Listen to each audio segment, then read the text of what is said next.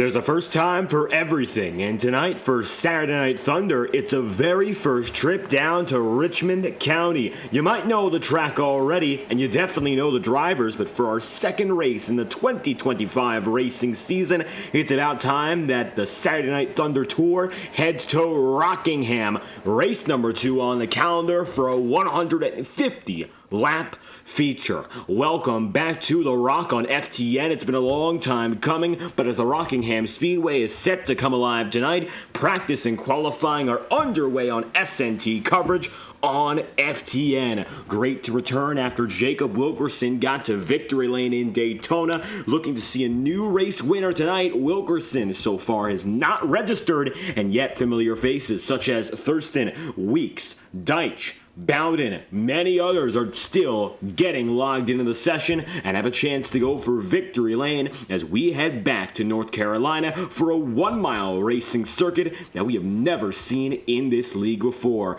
I'll be your host for tonight's broadcast. I'm David Kreutz, commentating and producing, and tonight is due to be a thriller. The Rock has only produced excitement and great action in all the seasons that we've gone here, no matter if it's the Integrity Racing League or any other franchise here on FTN.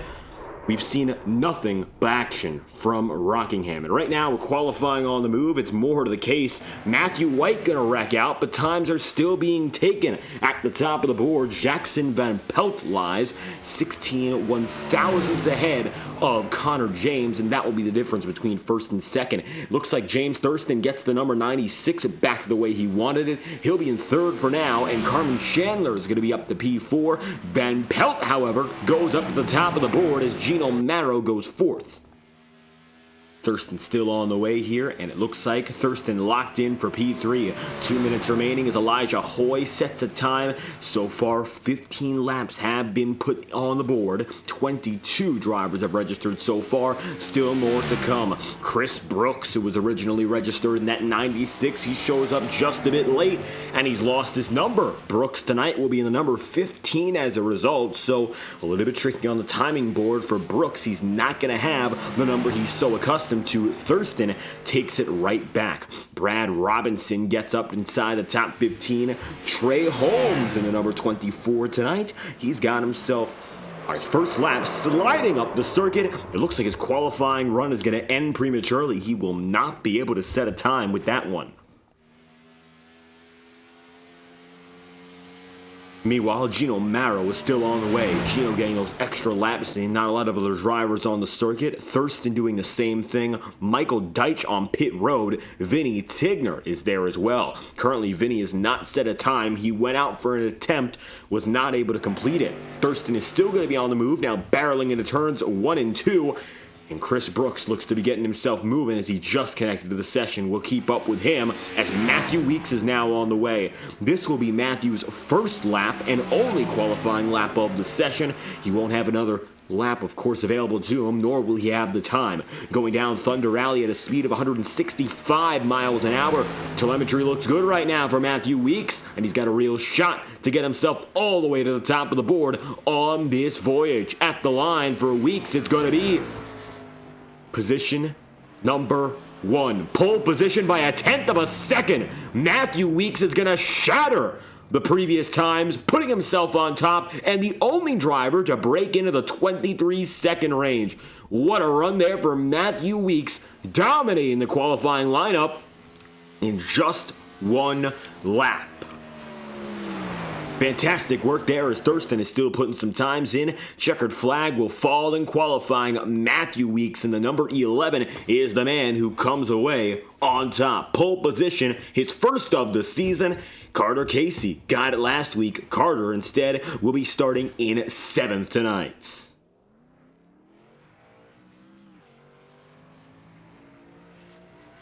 With that, more and more drivers getting back onto the circuit for our 5 minutes of warm-up. There's the number 71 of Gino Marrow. Amongst him, many others are getting on for a 5-minute practice session. Not going to be a lot of time for these drivers. Going to be just enough to get themselves settled in. Shouldn't be much a worry as to what's going to happen from here, of course, This practice session only the beginning of the night. Gino gets on the way, as does Michael Deitch. We're going to switch up some of the numbers here as drivers are going to be running a little bit different compared to what we usually see. Chris Brooks tonight does move to the number 15, so he will relinquish that number 96. Thurston is going to get it back in his control, so we'll, of course, award that number back to the 96 on your screen. Chris Brooks ran very solidly, to say the very least, in his very first run.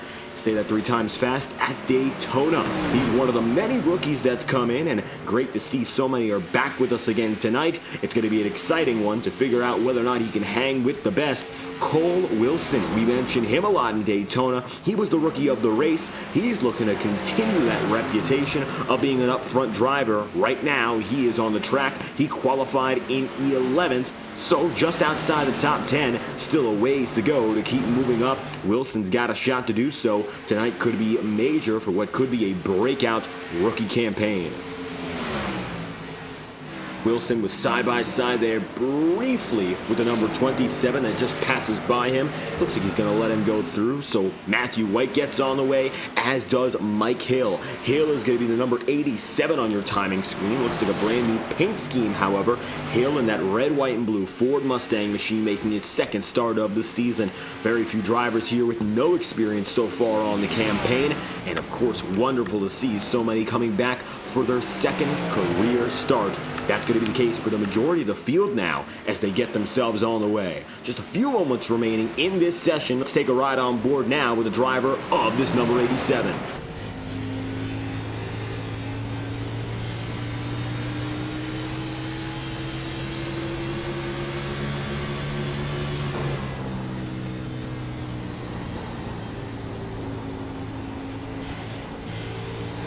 Mike Hill having a little bit of a struggle there through the middle of the corner. All's well as he gets things going again. Currently at the top of the board, you're going to see it's that 00. That's one of the new drivers tonight.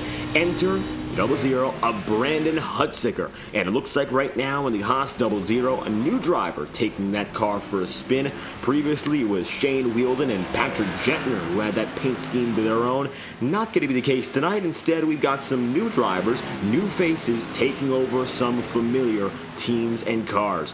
Looks like right now, Braden Rather will be at the front of the field. Thurston will be second, and Matthew White's going to come down, sliding to the bottom of the circuit as he heads down to pit road, and he gets right into a stall. Carmen Chandler's been fast so far as well. Qualified in 6th. Currently, the number 88 is setting his first laps in this practice session. Carmen was a rookie who was outside of the top 20 for the most part at Daytona, but he came back for a top 10 finish by virtue of those late race restarts, something that really put him back into a perfect circumstance to go out there and try to win the race. He spent the first 80-plus laps out of contention entirely, and yet, by the time the race came to its close, he was right up there with the best of them. So Carmen Chandler, look out for him. He's looking strong so far in this session in practice and qualifying alike, and currently, let's do the same case. He's going to go by another driver rapidly there, 24.22, putting him up inside the top 10 on the board so far. And with another lap, Carmen's going to move up a little bit further. Top 10 material. Looks like James Thurston still looking to put himself all the way at the top. Kenneth Garrell's third. Aaron Schugel is going to be the number 56. And right now, Schugel again with that number swap for his team at Kaloff Deitch Racing.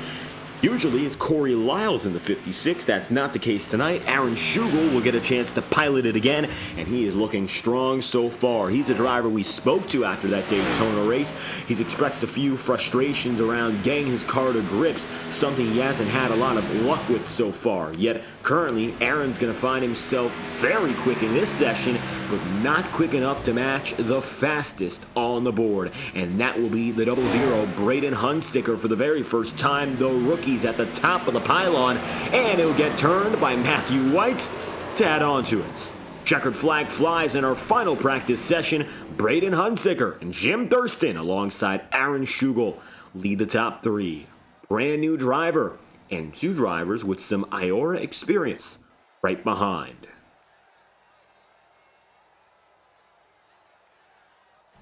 We said it before, we have seen The Rock on FTN, but never have we seen Saturday Night Thunder go out to this circuit and give it a shot. Tonight, 150 laps. It's going to be a fair attempt if we've ever seen one, and the qualifying grid is stacked with talent. 24 drivers, 12 rows deep. Let's get to know them one by one. On the inside of row number 1, there's your pole sitter. Tonight in The Rock, it's going to be Matthew Weeks, who puts through a record-shattering lap. It's our first time here. He'll take the record, a qualifying time, 23.935, and with them, it'll be Jackson Van Pelt on the front row. Van Pelt still looking for his first career win. He's going to find himself on the outside, 24.071 for the man who's always strong at the bumpier circuits. Connor James will start then in the third position, 24.087, and you'll have fourth place in Jim Thurston with Gino Marrow, fifth, and Carmen Chandler, who's got the sixth spot. Carter Casey is going to be 7th after qualifying, pole position at Daytona, and coming away with a top 10. Braden Hunsicker, first ever race for him in his SNT career. He was fast in the final practice session, quick enough for a top 10 time. In the lineup tonight, he will be starting 8th.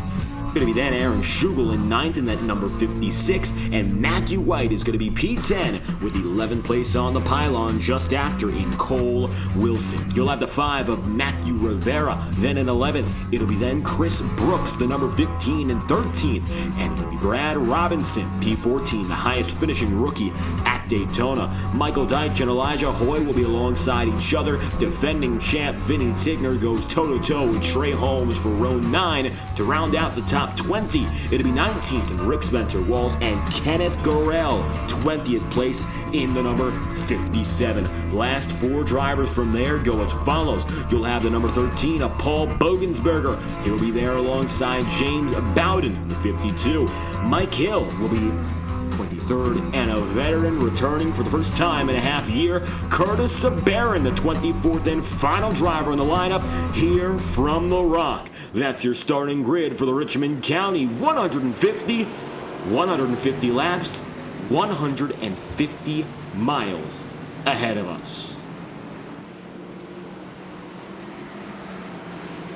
Daytona was sunny. Rockingham right now nowhere near that as we take a look aboard. The 1-mile circuit opened in 1965 for the first time since 2004. The NASCAR Xfinity Series will see a race at Rockingham this upcoming season. SNT, however, is going to beat them to the punch. 77 degrees ambient and track temperature with a relative humidity coming in at 50% and southbound winds. Very minimal at that. Mostly cloudy skies, however, the sun is not peeking through in the slightest. And right now, that continues to prove to be the case. We'll get going in just a few moments' time, and with a few seconds remaining, we'll head down to the green flag as The Rock comes alive once again. Conditions are going to be fair, drivers all ready, and now as the field comes together, 150 laps await. Matthew Weeks gets to the green flag first, and we are underway from Richmond County. Welcome to Rockingham. We're green and going through turns 1 and 2.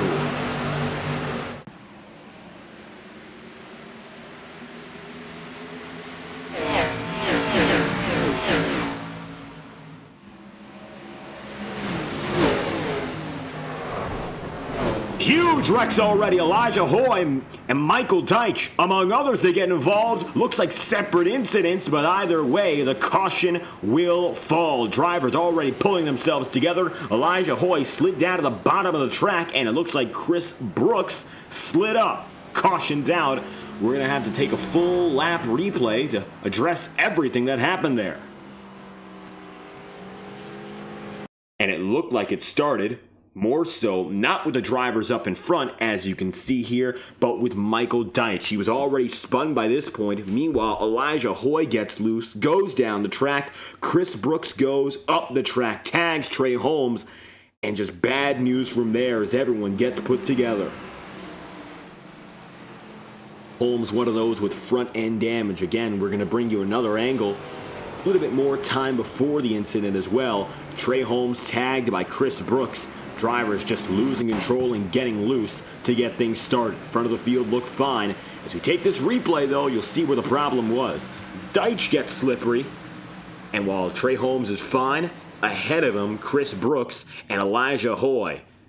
Trey is able to dodge Elijah, everyone else does, but hit from the back end. Brooks gets a piece, so does Trey Holmes. 3 drivers involved in their first caution of the night.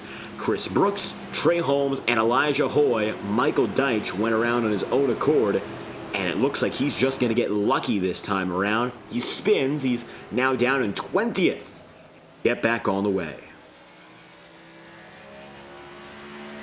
Live on FTN tonight is a doubleheader HCBB Roblox Baseball. The playoffs continue, and it's going to be the second divisional series with their opening game. Check out the brand new St. Louis Archers as they play at home against the Arizona Firebirds. The game has just started, and if you want to see more action on FTN, check it out. It's live right now, 8 p.m. Eastern.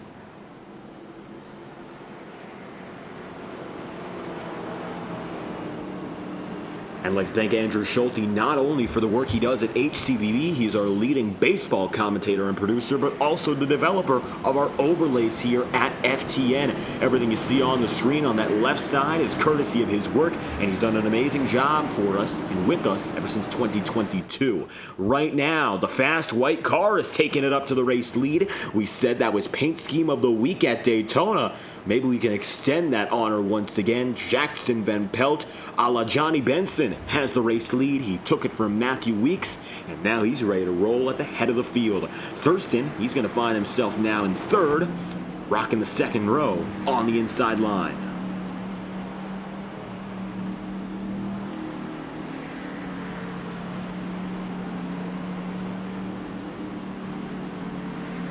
Field is set to go green this time through. Thurston's going to get the launch right behind Jackson Van Pelt, so let's see what happens. Take a look at that driver telemetry as he grabs the gears. Starting in second, a little bit of a stack up. Matthew Weeks and Jackson Van Pelt, they get away dead even for our first restart as we now head to the opening turns.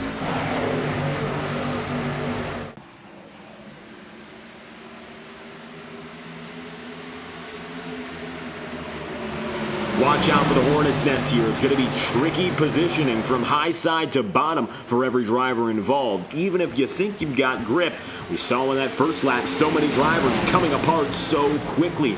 So it's going to be a wonder to see how these drivers get things correct. As now up to the high side, there's Carmen Chandler, Jackson Van Pelt, and here's Gene O'Mara trying to take a look to the inside as well. Doesn't quite work yet, and everyone's almost going to be in a state of gridlock. Corey Lyles not here tonight. We mentioned that before. It's going to be instead Aaron Schugel getting a shot in that 56. A shot in the arm as he goes high, almost making it 3 wide and getting away from Van Pelt. That was a risky maneuver, but every driver involved lucky to get away with that one, as still Schugel shaking back and forth as he's trying desperately to pass by this number 71. Hasn't quite happened yet. They're going to stay toe-to-toe with one another, and it's going to be a side-by-side battle to line. Now Schugel's gotten himself up into 5th. A little bit of a better placement than where he was before, and he'll settle with it for the time being. Meanwhile, you're going to see Vinny Tigner here. He's in the middle of the pack. Vinny is running in 11th, and he's got himself down to the inside on Cole Wilson.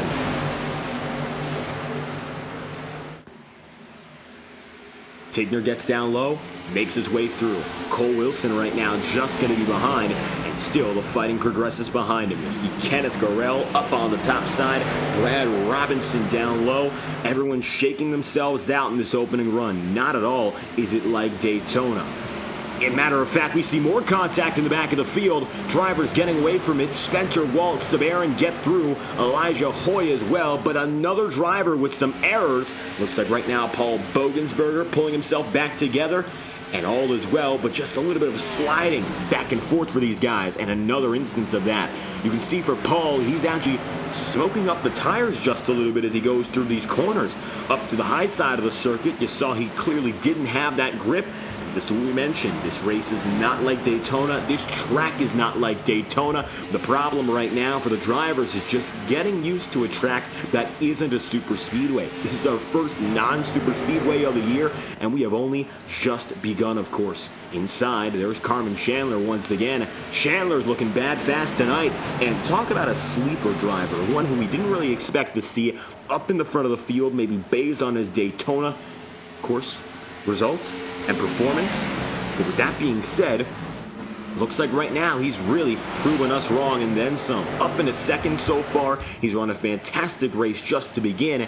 And now maybe a little bit more time and then he'll take that race lead from James Thurston. Thurston might not even know who Carmen Chandler is. They raced in such a different field from one another. Thurston was up there with the top 20. Chandler was there with the bottom 20 in Daytona. But now they're together again, and to finish off the night, well, they might be with each other till lap 150. Carmen's really putting down the pressure now on Thurston. Last 4 laps, you'll see the gains he's made on the lead, and he might make it a net 0 gap. Down to the inside, Carmen Chandler's going to book it low, and he's going to take that 0.6 of a second gap from 5 laps ago and take the race lead. Carmen Chandler up in front. Jim Thurston's going to concede and give another man a position. That's Connor James. Now Matthew Weeks is looking for the top 3 as well.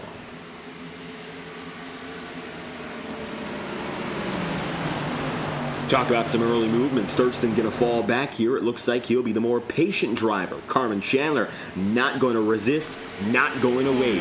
Wonderful to see an already competitive rookie in Chandler. He's leading the battle of the new drivers. In the top 10, you've got Hunsicker also running there in 8th. Right now, Cole Wilson's running in 11th. So to back up a strong run at Daytona, he's got to get himself back up inside that top 10. But for now, Carmen Chandler up and in front, improving his worth, doing a good job keeping Connor James at bay, and great to see Connor James too. James is a part-time competitor. We've seen him for the better part of a year and a half now, but it looks like this year he might be committed to going for a full-time endeavor with his number 4. Right now he's P2. Thurston has not been able to catch back up to him, and while Thurston settled in 3rd, James has taken advantage, and he might be looking for a shot at the race lead here. We'll check out whether or not Connor's got the stuff. Coming across the start-finish line, we'll look through the corners and see so many different drivers are running so many different lines. Most drivers preferring the bottom. That seems to be the trend, but it doesn't mean everyone's going there. When you go through turns 3 and 4, there's many options. Right now, Chandler's looking lower. Aaron Schugel's going to be finding himself a little bit more to the bottom. The 71 of Gino Marrow, though, you saw he went through the middle. Right now, the 5 of Matthew Rivera is side by side with Trey Holmes. They're both going to take completely separate routes. Rivera is making a lot working with that 3rd groove, though, and you could see building that momentum and getting down with the down Thunder Alley, as they call the backstretch, but mistake there will give Trey Holmes the position. Side by side, you've got Carter Casey, Braden Hunsicker, and they're amidst each other again. Vinny Tigner coming up on his league co-owner, though. This could be a dicey battle. Tigner and Carter Casey amidst each other again.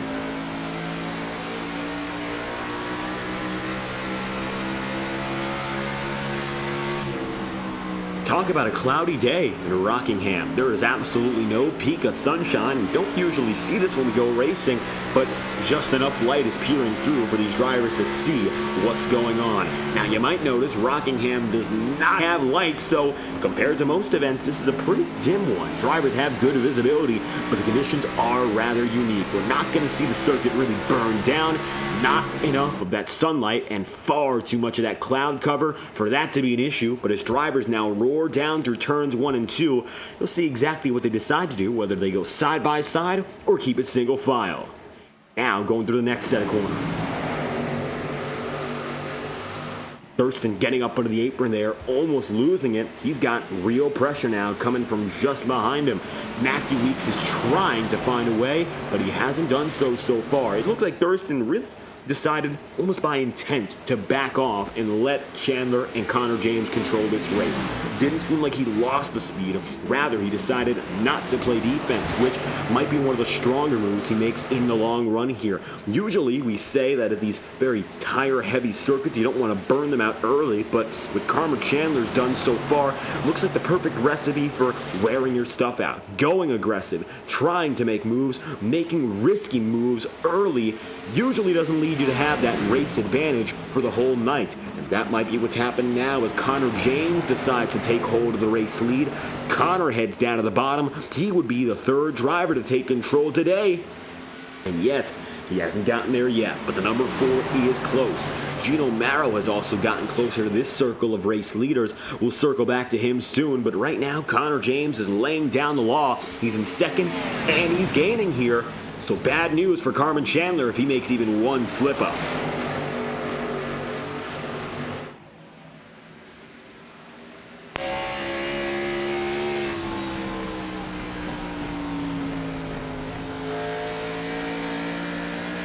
Watching off the back end now of the number 88. Carmen Chandler leading for the first time in his SNT career, and he's got himself advantageous over the rest of the field in the opening 25 laps. So far, he's led the most laps on the day. Looking at that number right now, he's led a total of 12. So, about 50% of the race so far. Reminder, to win the most laps led bonus points, you have to lead 75 laps throughout the entire event. So, 12 out of 75. He's getting closer slowly but surely. Might not sound like a lot so far, but time will tell. Matthew Weeks is now going to put the pressure down on Connor James. So quickly, James goes from catching up to your leader to falling back. Now Matthew's up into P2. Highest spot he's running all night long. Thurston's going to head down to the bottom, and an ailing Connor James has, of course, no choice here. He's going to give in, and does so easily. That will move Thurston back inside the podium rapidly. 27 laps in, Thurston, Weeks, Carmen Chandler. That's going to be your podium lineup. Matthew Weeks determined as ever to get back to the championship #1 spot. Of course, he won the championship in the 2024 A season, but in the latter half of the year, Vinny Tigner came away on top. The battle has long been Matthew Weeks and Jordan Kuntz. Kuntz getting 2 consecutive championships, Weeks getting his very first last year, and of course, Vinny Tigner playing the underdog and the spoiler. He got away with one and collected the checkered flag last season. So now, Matthew Weeks is going to find himself back in a similar position, not the defending championship winner, but he has that championship under his belt. So, it's almost like it was in those opening seasons of his career before he won his first career championship. He knows he has the pace to win races. He's done so before, and he was very strong in Daytona. Now it all becomes execution once again. And Weeks also, his execution has been stronger in the playoffs. In the regular season, doesn't have that full attendance, so that really hampers him in going for regular season title or getting those extra playoff points to stack up in case of some bad occurrences. But building a strong foundation early might be the ticket to race victories. So far, looks like for Matthew Weeks, he's got himself a real chance to take it away from the only driver ahead of him in Carmen Chandler. Carmen is still just ahead and has held that spot. Thurston has not been able to gain either, and it looks like he's running in his own world as Gino Marrow, of course, Connor James have both dropped back. Right now, I'm going to be right on the tail end of that #4 and talk about close-cut racing. Even though we're not seeing side-by-side always, Aaron Schugel just getting in the wall there in a side-by-side fight. These drivers are keeping each other tight, and it's not going to be easy to do that here in Rockingham with how different everyone runs the circuit. Tire wear makes it challenging for there to be one preferred way of driving here. You might be quicker using one group compared to the next, and if you want to keep up with the drivers around you, you have to understand which group is going to give you that advantage, even if it doesn't seem like it's the best way to go for your tire. And then that becomes the balancing act. Do you go for the best pace? Do you go for the longest tire life? Do you go for the long run or the short run? The options become somewhat limitless here, but that's what makes it challenging. There's no limit to how exactly you can go around racing here, and that's where drivers get confused. Currently, Matthew Weeks remains second. Let's look at some other battles on the racetrack. Cole Wilson is going to be caught up in a gaggle of 4. This is the battle right now to get inside the top 10, or just outside of it. Carter Casey is holding firm in 10th place, but from 11th on back, 11th to position number 14, that is, it's a pretty tight group. Cole's going to head down to the bottom again. He's tried it before, but so far it looks like Braden Hunsicker has kept him honest. Wilson hasn't found that way around just yet, but it looks like now he's got his quarter panel stuck deep for turns 3 and 4. 1 and 2 wasn't enough to make the pass, but a little bit of contact there makes both drivers rinse up the circuit. Trey Holmes is still on the recovery route from his last incident. He was involved in yellow flag number 1, but it looks like instead of calling it quits there, he's been able to put himself back in a good position, getting slowly but surely tighter to the front of the field. Holmes is now going to be position number 13, and it looks like he's still going to find himself just behind what's due to come. Cole Wilson close to making some contact there with them, but nothing comes of it, and everyone stays clean. 36 laps in out of 150 here. Carter Casey remains in 10th. Aaron Schugel has fallen back quite a bit. He's gotten a lot of damage, particularly on that right side. He's been beating up the front of that car. He's beating up the right side of it. Most damage, the scuffs and scars are going to be on the right and the back bumper with a little bit too. So right now, the 56 not running the best of races. It looks like he's going to have to find maybe a different strategy to go about things. James Bowden, though, is going to head down to pit road very early here. An interesting call, and we're not expecting the two-stop strategy to be the move, but nevertheless, Bowden is going to go for it. He'll head down to pit road very early, and the rest of the field will stay out to dry here. Cole Wilson going to fall back, and Trey Holmes is now going to look for both the positions that were ahead of him. Holmes is going to move up into 11th in one foul swoop, getting just ahead of that double zero, and Braden Hunsicker put to rest. Nice move there from the DuPont number 24. Jeff Gordon paint scheme coming back for a throwback event. The NASCAR Cup Series has not come back to this circuit, Rockingham anyway, since 2004. The most recent national series to come to the Rock was the NASCAR Truck Series. They were here for a 2-year stay between 2012 and 2013. So ever since that point, haven't seen all too much, as we do see smoke billowing out of the number 5. That's Matthew Rivera. Yellow flag is not out. Rivera will save it, but it looks like trouble now for the number 5. Matthew Rivera goes sliding, and he's got significant damage. Yellow flag is now out. Take a look at this. Rivera. Contact from Paul Bogensberger. Bogensberger heads down the track and saves it. Rivera, meanwhile, gets caught up in the wall and just keeps going in. Then, as the leaders come by, Matthew Weeks hits him. And the number 5 gets sent down the circuit. Matthew Weeks involved there with the number 5 of Matthew Rivera. We'll take a ride on board from Weeks' perspective to see if he could have done anything or if it was unexpected from what he saw.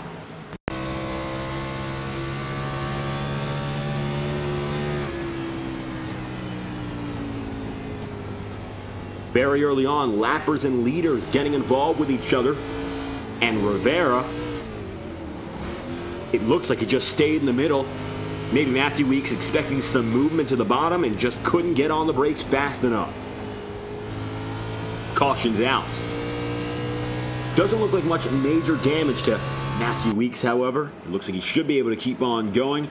Now drivers head down to pit road under the lead of Carmen Chandler. Carmen's going to take the field in. Thurston's going to come in second. Matthew Weeks, after that incident, will come in third place. And the field gets put together again.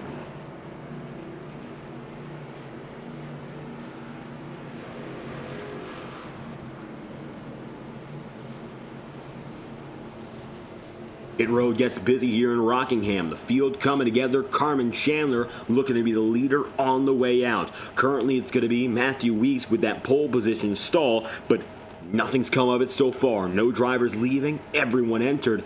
Carmen getting a chance, though, and it looks like with tires squealing, the 88 comes out ahead. You'll see Thurston second, Weeks in third, Van Pelt in fourth, Connor James fifth, and Gino Marrow in sixth. Vinny Tigner then with Rick Spencer Walt, Carter Casey, and Trey Holmes wrap up the top 10. Same race leader as before, however, and it looks like the top of the field is identical.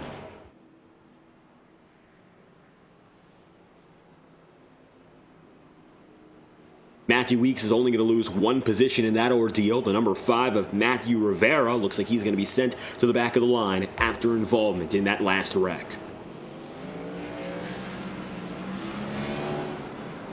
Rivera currently 2 laps down after that one, going to be 24th and last. Only 2 other drivers are off the lead lap, and James Bowden and Elijah Hoy. They're 1 lap down respectively, and it looks like there's still a lot of time for both of them to recover as the night progresses. Paul Bogensberger and Michael Deitch are the final drivers on the lead lap.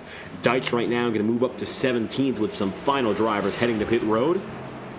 And we are set once again to go green flag racing. 43 laps in out of 150. The first third of this race is come and gone rather fast. That's our first pit stop cycle too.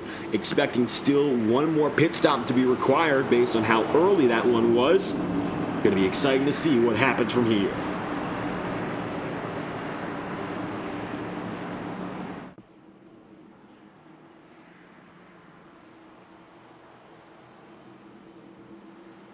Carmen Chandler, James Thurston, a familiar front row with the rookie once again in control, will come back to green. Second restart of the night, and the 88 gets things moving. Matthew Weeks and Thurston nearly side by side on the jump, but the 88 gets away just fine.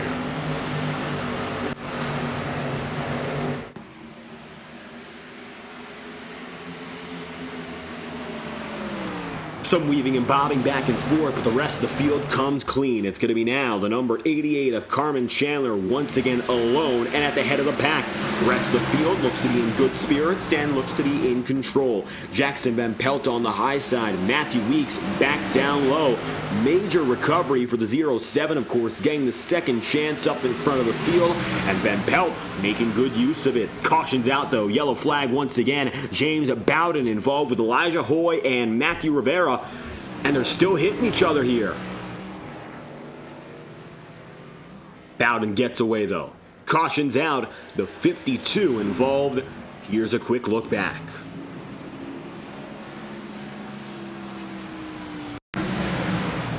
This is caution number 3 on the day, and it looks like back of the field, that's where it happens. Michael Deitch was just ahead of the matter, and Hoy hits Bowden. Both get involved, and they head up the track. Then Elijah gets him straight, and they stay side by side with each other for a brief moment. Maybe Elijah expecting a little bit of a quicker pass there on Bowden, and Bowden just not moving. Either way, yellow's out for a quick incident. Only 2 drivers involved in that wreck.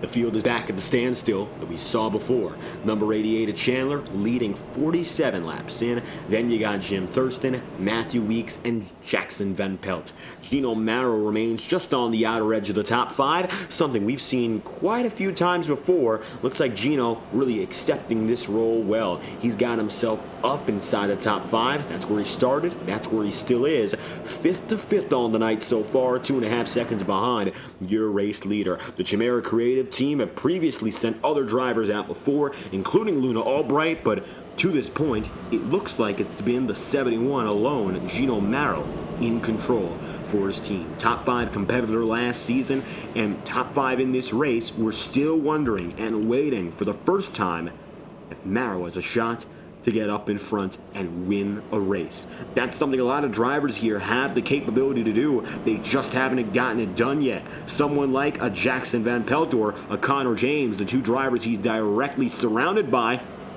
I'm sure they would tell you as well, they deserve to get up there and win a race. It just becomes about execution from this point onward, though. If you like what you're seeing out of a driver, what does it take to bring that driver to the next level? Some of these guys have teammates so they can help each other, but for an independent driver or someone who drives without his teammates involved, that's when it becomes hard to deal with.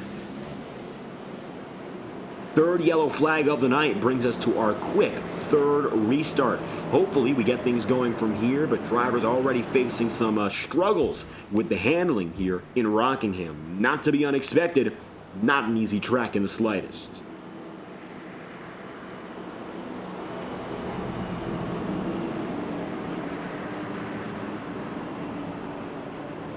The iRacing official pace car, lights are off. It's going to be Power Smash Infinity Speed Motorsports up on top. While there's no River Page, the flagship driver of that team is back in full swing, and its leader, Jim Thurston, has returned. Carmen Chandler's been the leader of this race so far, and with only about 30 laps from this point onward, he could have the most laps led accolade in his back pocket. Green flag's going to go for the rookie once again. Chandler gets the jump. Weeks is going to keep it dead even there with the number 96, and we are underway for restart number 3.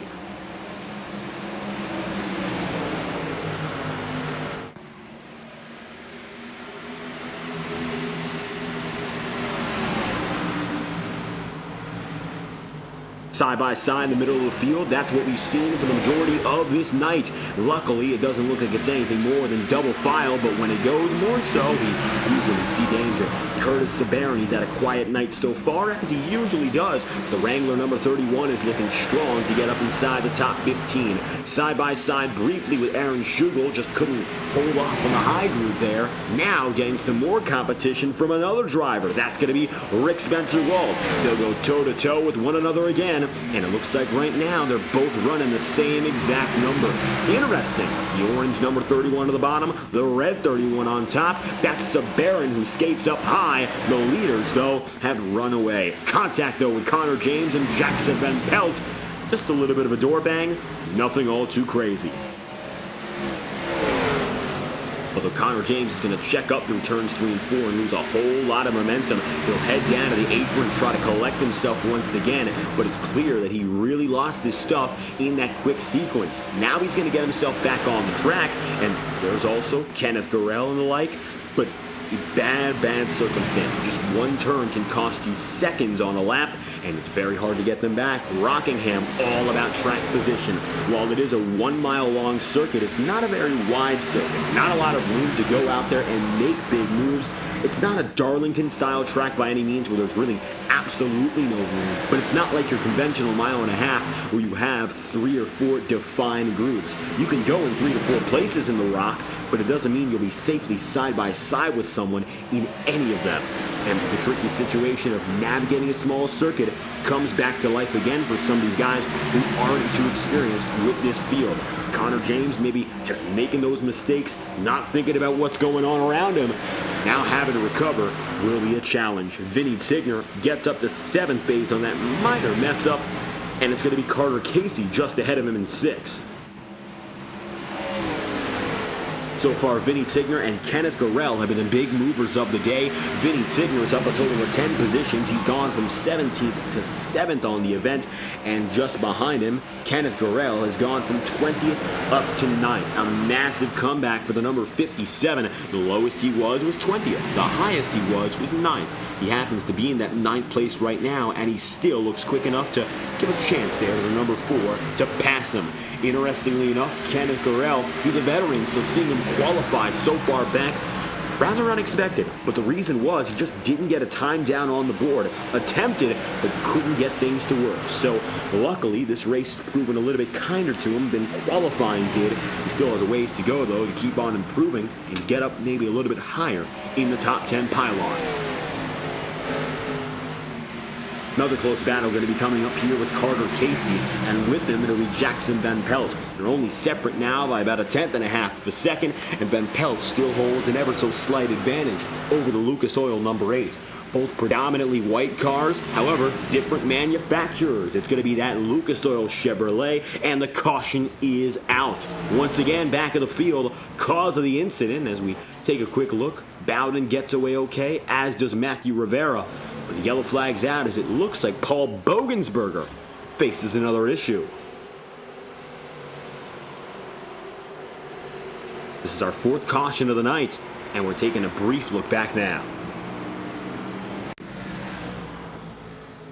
Instant replay right now for the Bogensberger machine. He was on pit road at the time of the incident. So you see the leaders here. You see the iRacing official pace car. The back of the field will tell the story. And you see one driver slipping back fast. That's going to be Matthew White. So Matthew White goes around, and that's what causes the yellow flag. White brings out the 4th of the day.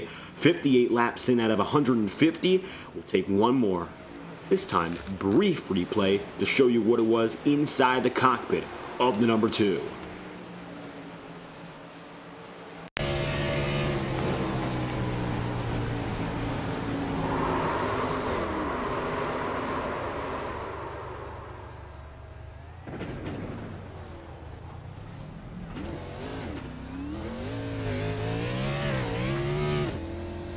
White gets on the way, very small incident. Luckily, everyone puts it together once more, and the field is back coming out of pit road. Thurston getting on the move. It looks like he will be behind Carmen Chandler.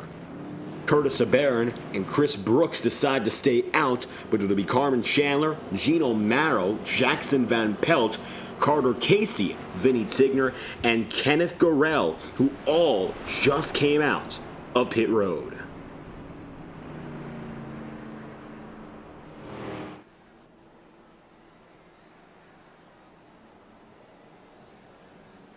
So Thurston's going to find himself lined up again with the number 88. Looks like very little difference at the front of the field. A few drivers as our holdouts. Elijah Hoy, a notable one. He was involved in that incident before.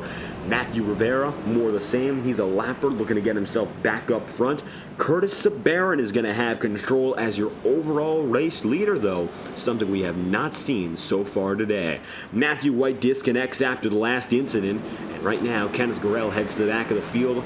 But Curtis Sabarin now has a shot to lead.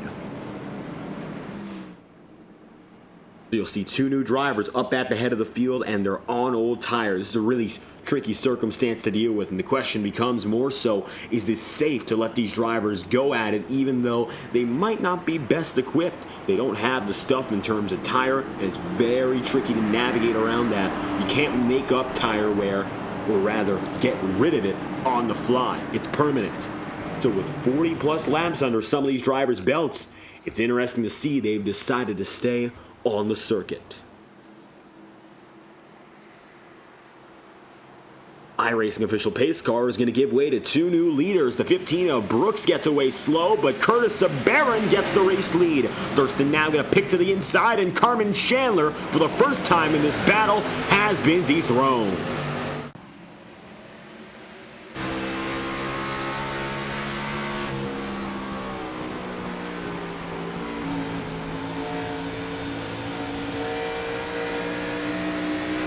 Already, it looks like some issues for Chris Brooks to fall back to fifth on that first lap. Thurston, though, is going to get exactly what he wants and needs. He'll take the race lead 62 laps in. Now it's going to be Aaron Schugel working against Trey Holmes here. This is the battle at the back half of the top 10. Most of these drivers are going to have an almost guaranteed pass. That's going to come in the form of Chris Brooks, although it looks like right now the 15, for all intents and purposes, hanging on the high side. It's not an easy job, though, and already Aaron Schugel bringing in some pressure, but Brooks is going to take that risk and look for the opportunity to make something happen out of nothing. Rookie stripes on that number 15, making his very first alternate pit strategy call, and usually, unfortunately, we don't see these work out all too well. Brooks is still inside the top 10, but we'll keep an eye on these guys for the next coming 20 or so laps. All the while, Curtis Sabarin has now done a half-bad job staying in third. And Carmen Chandler, again, that's how you know they're a rookie. Getting involved in the wall, though, Sabarin barely gets himself together. That's going to really hinder the number 88 at Carmen Chandler. Carter Casey comes up the track, nearly hits another, and everyone keeps it together. Mark in the chat room talking about the yellow flags, a little bit more than we would like today. First trip to Rockingham, though, and still a lot to be discovered. A little bit of fan support as well for Chris Brooks. Brooks is now in 11th. He's in that hornet's nest, you see, as Kenneth Gorell goes sliding. Kenneth will save it, but he'll fall back even further. Jackson Van Pelt now going to be passing by Chris Brooks. That's another move he'll make quick. And the number 4 coming through, that's Connor James. All the while, Thurston's got the race lead taken from him. Gino Marrow is now up to the point, and Marrow's going to take the race lead for the first time tonight. Enter Gino. For the first time, we are considering him the top dog of this event. And we mentioned he was on the cusp of the race lead, getting up there. He was up inside the top 5, but he's taken that top 5 and turned it into his own rather fast. We saw Thurston get away with that restart jump, but it's all for naught. The last 4 laps, you see it, a 0.6 of a second deficit was stripped from Thurston in the matter of just 2 minutes. Impressive work from Gino Marrow so far, but getting that race lead is one thing. Now he has to preserve it. Very likely, as the yellow flag flies, he'll take it to halfway. Your 5th yellow flag of the day, Michael Deitch is involved. The New York native gets himself in his first incident of the day. It is the 5th of the night.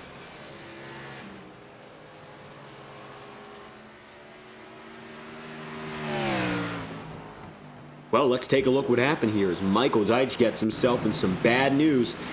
Caught there by Brad Robinson, sent down the track, came up into Cole Wilson, and that's all she wrote. A little bit of a saving grace for Brooks and those on the old tire, but Cole Wilson is certainly going to get the worst of it as he gets hit on the way through. And here's a look at what it was inside of Cole Wilson's cockpit.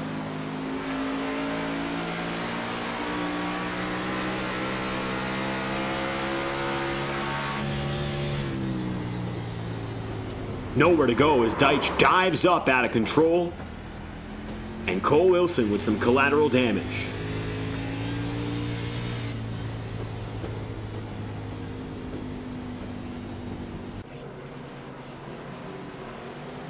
Thurston coming out of pit road once again. It's his second pit stop of the night, and now we're approaching that territory where maybe drivers can go all the way. Carter Casey, Connor James, Matthew Weeks, Kenneth Gorell, 87 of Mike Hill, all deciding to stay out, as does James Bowden. Thurston, however, is going to lead everyone off pit road with Carmen Chandler, Aaron Schugel, and Braden Hunsicker all inside the top 10, even though they'll forfeit their track position. Nice to see for the first time tonight Carter Casey getting the advantage and taking that race lead. Casey strong at Daytona with the pole position and all. He's been quick at these intermediate circuits, or shorter tracks, shall we say. However, his big problem has come largely in the form of getting away from the first few laps. We know his sort of incidents time and time again that have occurred on the first lap of a race. Usually they happen when he's on the front row, and he's once again on the front row, although 70 laps later, hopefully that bears no bad prospects for the number 8 team and their Lucas Oil Chevrolet. Casey, he's gotten himself a podium within the last year. He is a strong driver who's coming off of 2 largely part-time efforts. Now, getting himself back to grips, he's got a chance to go full-time and maybe go all the way. He's up in front now, and he's got some good backing behind him of about 7 or 8 strong drivers who are on the old rubber too.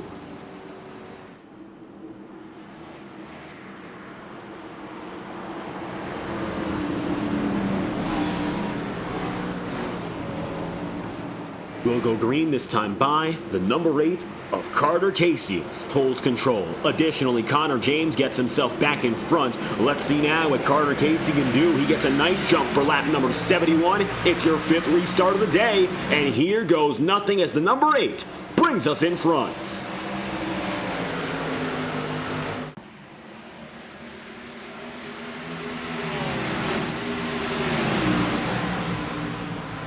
Keep your eyes out for the mid-pack. Right now, Trey Holmes is going to find himself smack in the middle of the field. He's holding well in 14th. It looks like the rest of this pack will as well. Although now, the number 25 of Cole Wilson goes for a 3-wide maneuver, although Curtis Sabarin is able to make the pass. Wilson stays on the bottom, Sabarin right up top. A little bit of slide there for Gino Marrow, and Gino still ahead there of Carmen Chandler. It's a real hornet's nest now that all these drivers on new rubber have been moved up and out of the way. 71 goes up top side. The 88 goes down low, but they've got credit from the 00 of Braden Hunsicker. Braden was fast in the short run in practice, and it's showing once again. Stacking up, back and forth. Thurston's now only in 4th, and your race leader Carter Casey hounded by another in Connor James. Matthew Weeks is back inside the top 3. He's slowly but surely gotten himself back up into this podium position, and he's sitting well as drivers come across the line once again. Just looks like no difficulty here for Weeks in staying just within the confines of the top 3. Thurston does pass him though. Now it's 3 wide once again. Jackson Van Pelt and company heading into turns 3 and 4. Van Pelt in the middle. He gets away. Gino Marrow too. And it's going to be Mike Hill who has to give up both spots in that brief circumstance.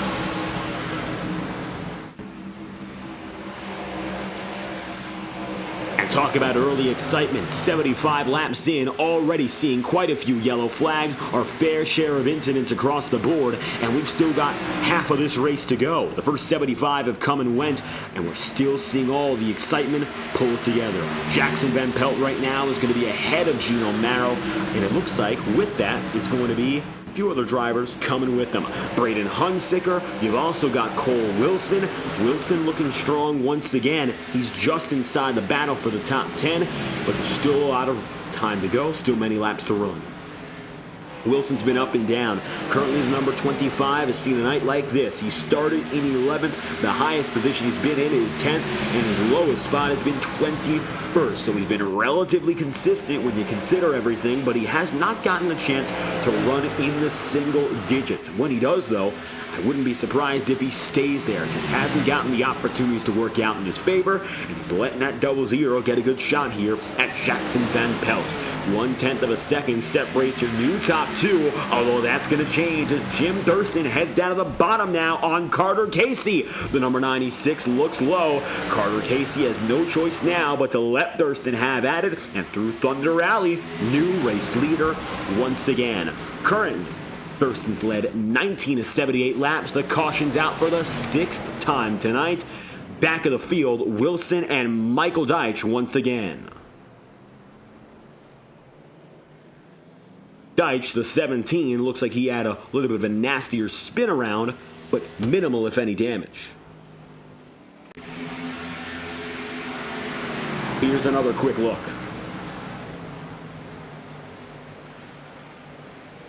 Deitch was up high in the NASCAR Chevrolet. Didn't look like anyone was around him before things got dicey, and he hit the brakes trying to avoid Cole Wilson, who was already down there. But I don't know what Deitch avoided, because when he slammed on the brakes, he lost it with nobody else around. Wilson's front end popped up, though. We're going to take a look at what happened with him.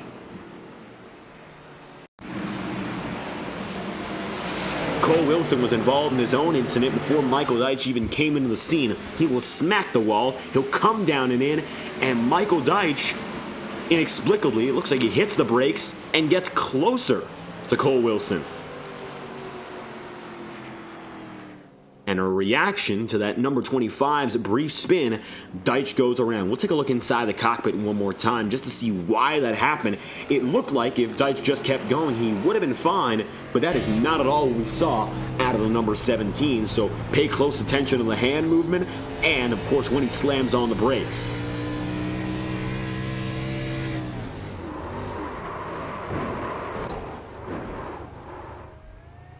Just shot down the track. Deitch, Cole Wilson, two separate incidents, and the caution is out. Both are going to catch some damage, and it looks like they're both going to be on pit road here as your leader in Thurston gets back up there. Looks like leader no longer. Matthew Weeks is going to hold the top of the board here in the number 11. A few other drivers, including Aaron Schugel, Gino Marrow, Jackson Pelt, and Braden Hunsicker, all come through.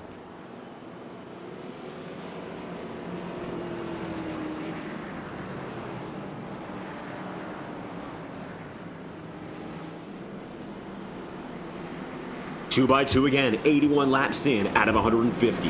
Matthew Weeks is now the new man in control. Carter Casey had his time in the sun, but it looks like he doesn't any longer. Halfway weather report, the sun has not come out, by the way. Track temperature has gotten a little bit warmer, 79 degrees Fahrenheit currently. Ambient temperature still coming in at 77 degrees. Interestingly enough, if we're looking at the, of course, cloud cover hasn't changed a bit. The only thing getting it warmer right now, it's the cars going around lap after lap. We're expecting maybe to see a track temperature in the 80s when all is said and done, but that depends on how many green flag laps we get from here. Weather's remained constant, wind has remained a marginal issue, and drivers seem to be rather confident in the weather anyway. It's just a track that's given them so many problems.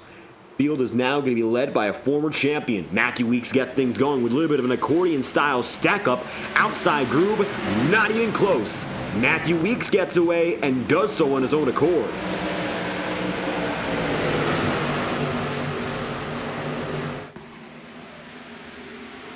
Kenneth Gurrell goes sliding, 57 down the circuit, nobody else involved. He'll disconnect, but Cole Wilson's involved in a wreck. Yellow flag, it's your 7th of the night, and Wilson gets caught up bad.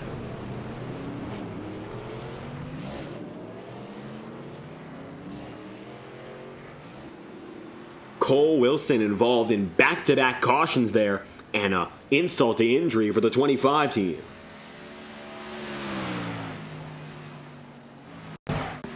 Looking again now, as Wilson was involved in this wreck, played in slow-mo to show you what happened. It looked like brief contact with Rick Spencer-Walt, and Wilson getting loose up the track into the number 31, and then from there, they go around. That's Curtis Sabarin's number 31, rather, and as Sabarin got up the track, so did Cole Wilson.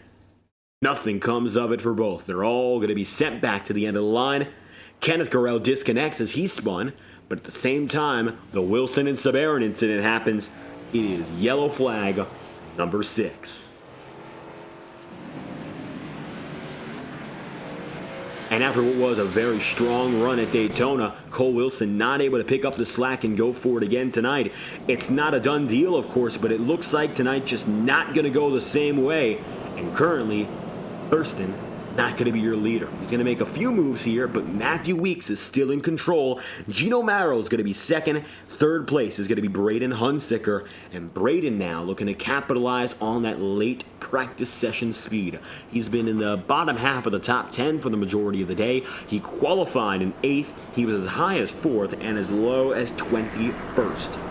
All things considered, though, the Illinois driver has done real well in his first trip here to North Carolina.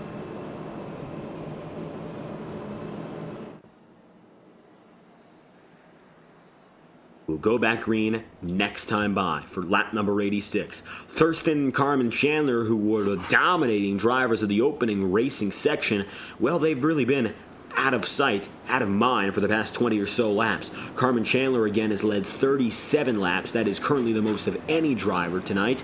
If he gets back up in front and only leads about 37 more, he would have that most lap led accolade locked up.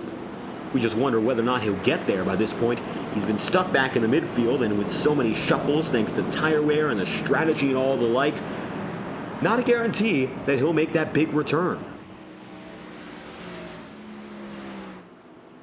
Matthew Weeks, however, I'm sure he's content with the position he has. With just over 50 laps remaining here and time running out, it looks like the ball is still in the court here for the number 11. It'll be Matthew Weeks. Alongside him, Gino Marrow, getting set to go again.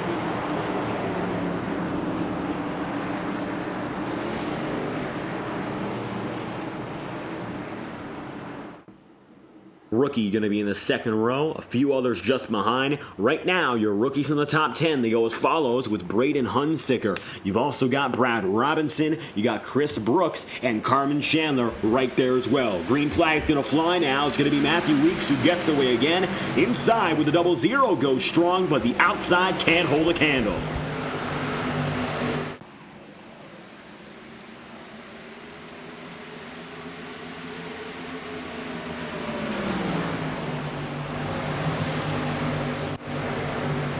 Matthew Weeks comes through easily. Jim Thurston and Carmen Chandler now try to take it to the high side to establish their own groove. They haven't quite found one just yet, or at least one that gets them away from everything. But Thurston now finding it to be a little bit easier than that of the number 88. Thurston's going to take it up top. Jim's got himself a roller. He's gotten by Brad Robinson. And now Rick Spencer-Walt's going to be up on his path. Rick, for the very first time in this season, he's up inside the top 5. And great to see that from Spencer Walt and his Toyota Supra, running strong to kick off the event. And it looks like he's gotten himself back up there all over again. Qualifying wasn't the best. He started in 19th, was as low as 23rd. But now it looks like Spencer Walt has found his footing once more and has a chance now to fight for a top 10 finish at the checkered flag. You'll see very closely Jim Thurston catching up now to the driver, the number 07. That is Jackson Van Pelt. And the Power Smash Infinity Speed Motorsport driver has put himself all together again.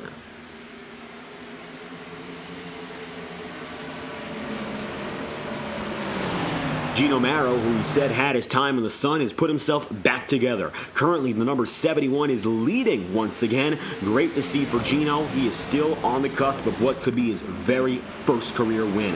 If you've enjoyed the content so far live on FTN, make sure to leave a like on the stream and subscribe to the channel. It's a sports doubleheader tonight on FTN. We've got two broadcasts going at once. FTN covering iRacing and HCBB Roblox Baseball. The second divisional series opens up its first game with the Arizona Firebirds and St. Louis Archers. They're playing each other right now on the channel, so if you want to see a little bit more of a bat and ball sport, FTN has you covered. We're broadcasting that at the same time as we are this.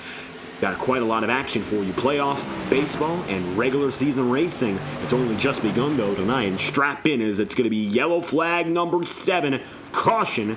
Looks like Cole Wilson, one of those involved. Turning our attention back to the number 25, he really has not caught a break tonight.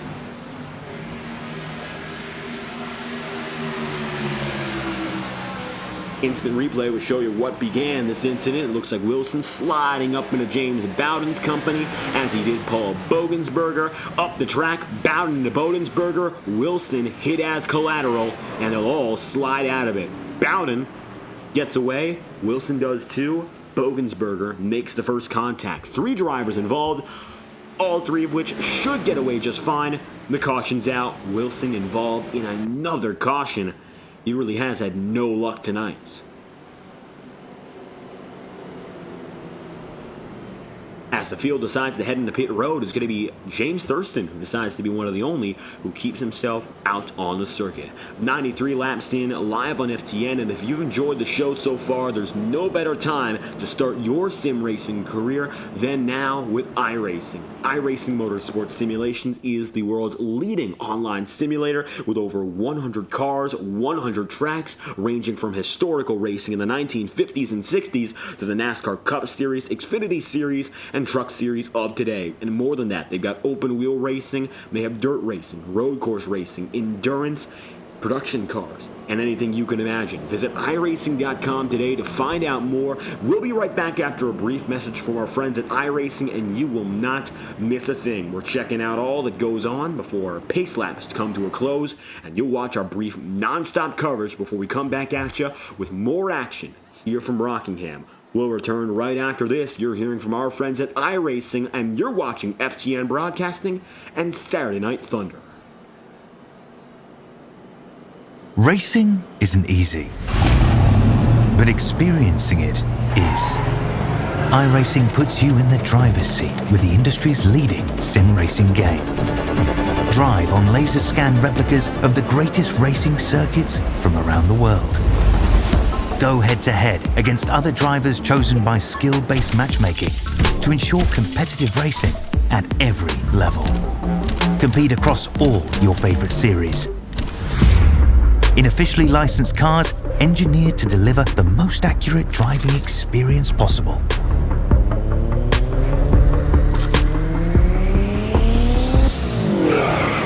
Join a race or host your own with players from across the globe.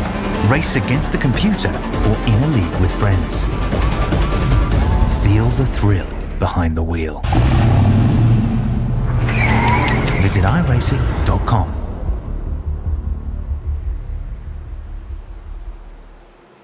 Coming back now as it's going to be lap number 95. Green flag's out again, and Jim Thurston gets the jump. 96 gets moving with Carter Casey and Connor James. Aaron Schugel for Kalof Deitch Racing gets in front as well.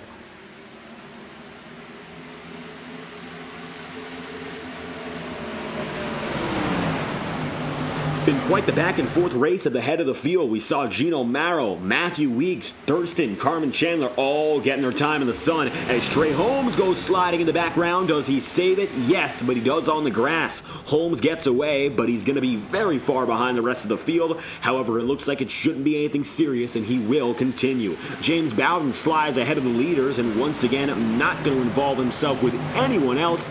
96 laps in, though, Thurston is involved in the battle for the race lead, and it's one that he leads all alone. But take a look behind. Caution's out for the 8th time. Michael Deitch, it's his 3rd incident of the night.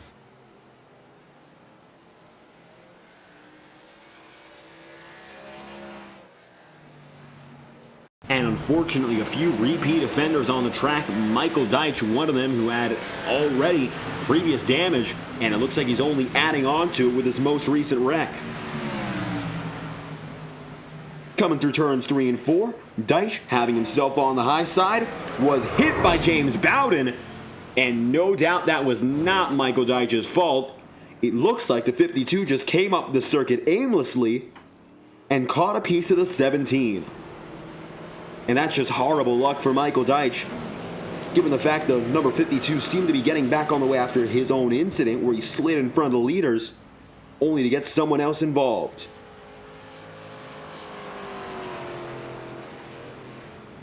Cautions out, Michael Deitch and James Bowden, and unfortunately, it's going to give Deitch a little bit more damage than he already had. Thurston is your leader, 98 laps in out of 150, and so now we'll get things moving for our final stretch.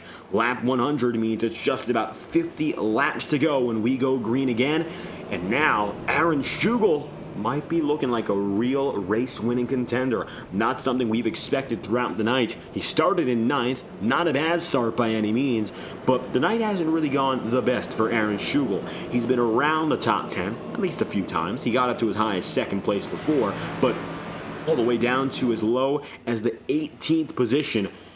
Clearly, there's still work to be done now for Aaron Schugel to get up to the top and keep himself there. But as it stands, it hasn't been completed. 50 laps to go and we go back green. However, there's a serious shot that Aaron Schugel takes the race win if he plays his cards right. He has the track position, has the tire, and clearly had the speed to hang on to second that run. Just if we keep going through the revolving door, he might be out of this one before we even get to 25 laps to go, let alone the final laps.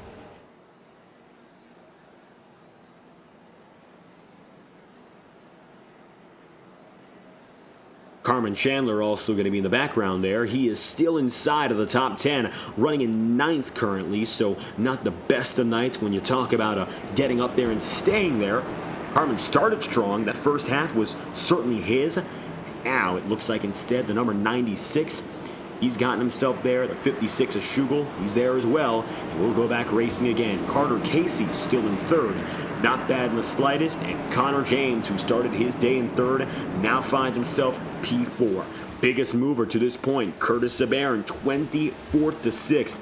He made the risky call to keep himself out with Chris Brooks about 3 cautions ago. Brooks is down in 15th. Sabarin is in 6th. Looks like he's won the battle.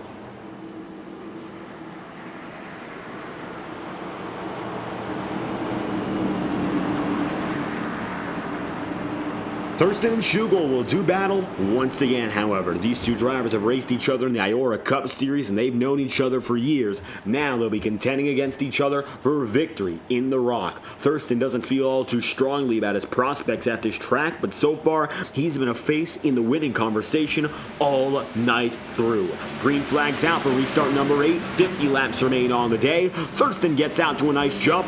Rest of the field just tries to stay with him.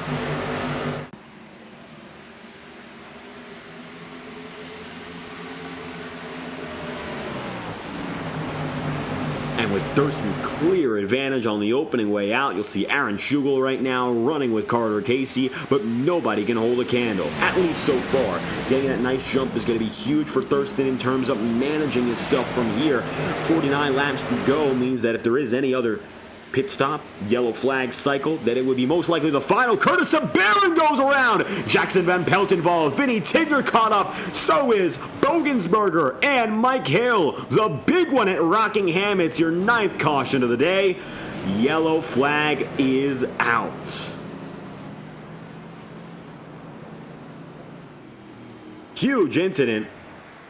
By all means, the biggest we've seen tonight. We're going to pull back the tape and show you everything that happened.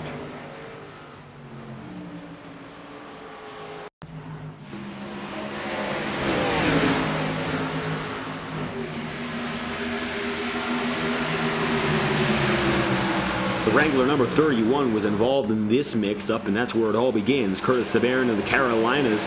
Well, home track for him, but it looks like he just got caught up in some nasty business at home as he gets loose to start, comes down ever so slightly, then makes contact with Jackson Van Pelt. And that contact is going to lead the Matthew Weeks machine to dive just under.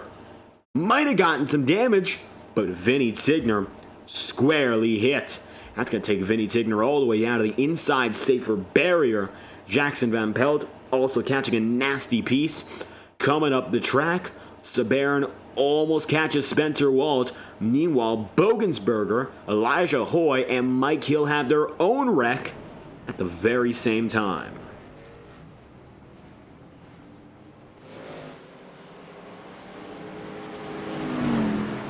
And Matthew Weeks, we think he just got lucky. Number 11 might have just barely escaped it, but no, he has engine damage and he got caught in the front end. Although if we go on board through that incident, maybe we saw it a little bit differently than what actually happened. Take a watch now. This is from Curtis Sabarin. We'll move it down to Matthew Weeks.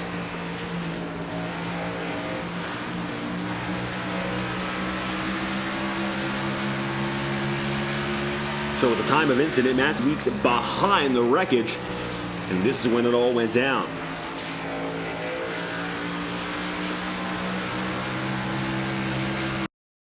Slowing it, half speed, it looks like ever so slightly clipped Matthew Weeks. Yellow flag flies, Thurston up at the top of the board, and it's going to be the 96 still holding control here with Corey Lyles out of the cockpit, Aaron Schugel in the 56. Only 45 laps remaining now that we head back green. Each of these laps, of course, that we have to start a caution gives you 5 less laps under green here. If we have a yellow flag with less than 5 to go, we're going to extend the race for one and only one overtime attempt. We don't have a lot to spare, and if we don't get to the white flag on that one, the race could end under caution. That's something that rarely occurs here in SNT, but there's a very real prospect of that being the case. Green flag is going to fly with Thurston getting a little bit of a buffer. He gets moving, and Carter Casey will quickly follow him.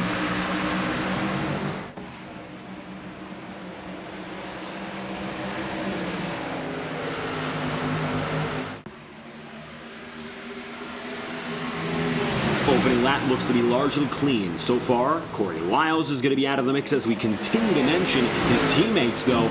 They've been all over the place. You have Aaron Schugel, who's up in front. Michael Deitch, who's in the back in 19th so far. It looks like currently the Hendrick Car Chevrolet hasn't done the best of jobs just because he's been involved in a few of these brief incidents. Karloff Deitch Racing sent 6 drivers to the track in its very first race at Daytona here. Well, tonight they do have 3. Elijah Hoy, who's been up and down the circuit himself. Well, the number 7 is right now in 15. He's been in the top 15 most of the night, got involved with the caution previously, has pulled himself pretty well together ever since that point. However, it looks like Elijah still has a ways to go to continue his success, but not a bad reformation after those big hits he took previously. Oh, Paul Bogensberger, talking about big hits. Number 13 is going to take another whammy, and it's going to be to the high side of the circuit. Just has not been able to get himself into the right mindset of keeping this car straight and keeping it on the track without incident. Bogensberger catching a lot of damage as the night has gone on, and another incident like that won't help.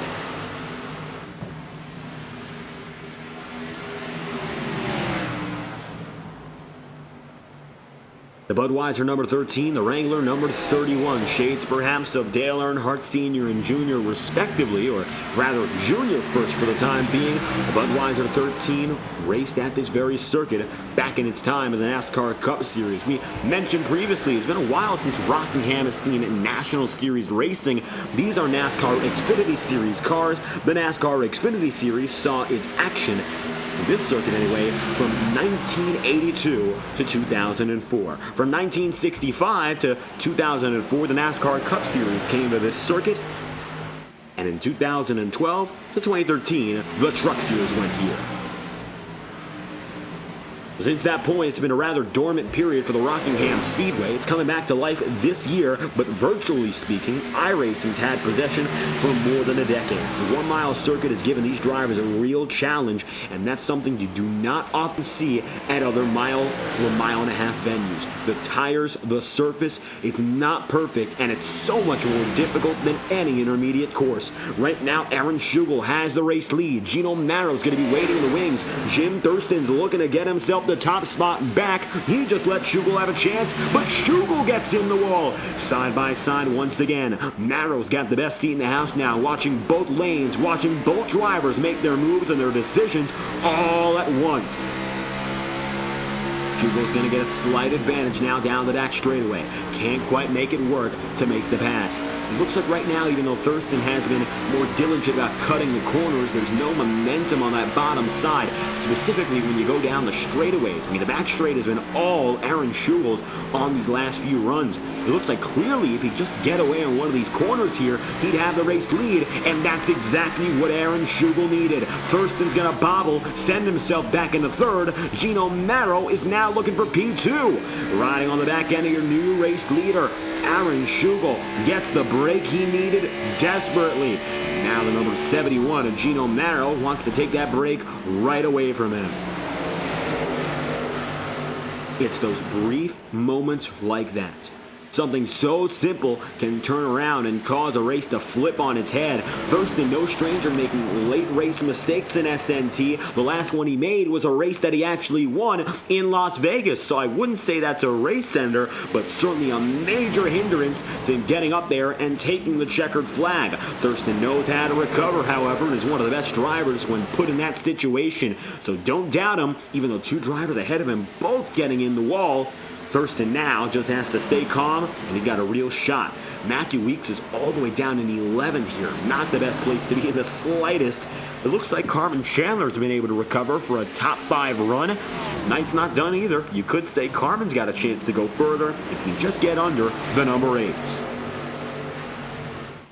And for Carmen Chandler, it looks like now looking low on the 8 of Carter Casey could be enough to make a pass. Sports update on FTN, a massive home run hit as we're watching HCBB coverage on FTN as well. It was a 4-5 ball game, but in the top of the 6th, the Arizona Firebirds will make it 6-5, taking the lead after having a 5-run deficit. It's now a 1-run lead off a 6-5 edge. Check out FTN's coverage of Roblox baseball playoffs after you're watching tonight's coverage here on SNT. It's a double sport night, and right now it's intense across the board. 33 laps to go. Gino Marrow and Corey Lyles fighting each other for the race lead. Lyles is going to find himself out of the picture again. It's going to be Schugel who goes high. The 71 is now on the bottom. Marrow takes the race lead, but only just. Meanwhile, Aaron Schugel's number 56 tries to hold it on the high groove. Very similar to what he did before with Thurston, but this time I think Gino's going to make a stand that lasts. Thurston, instead of playing offense, finds himself on the backside again. He'll be the one watching.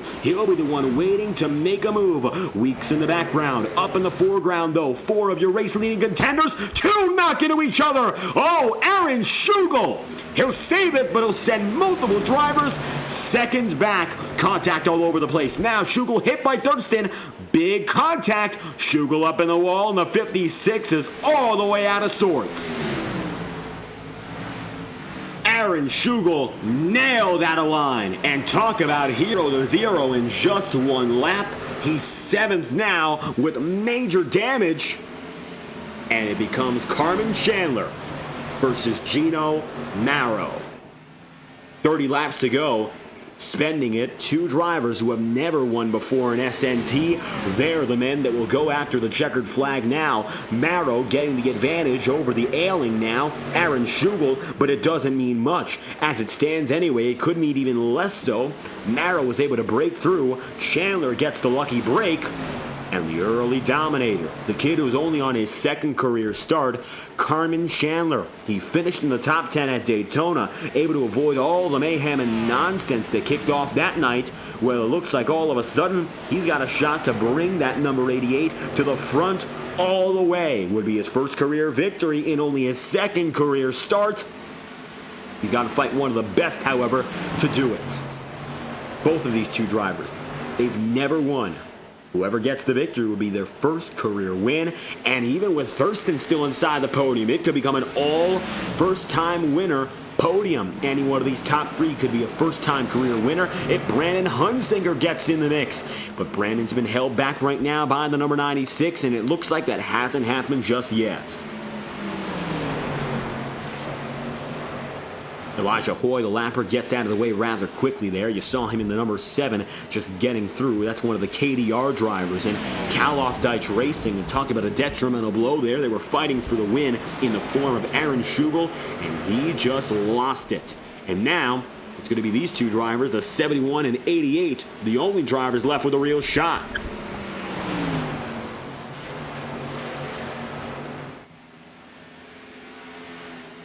Marrow is holding tight, and it looks like even still, Carmen Chandler, a 10th and a half behind, is keeping him honest. Even though right now Gino Marrow has that clean air, he pushed himself real hard to get up to this point. And even though he wasn't involved in the incident with the Aaron Schugel and the likes of them, it doesn't mean that he's got no wear on it. Matter of fact, he might have more just because of how hard he pushed to get away from everyone else.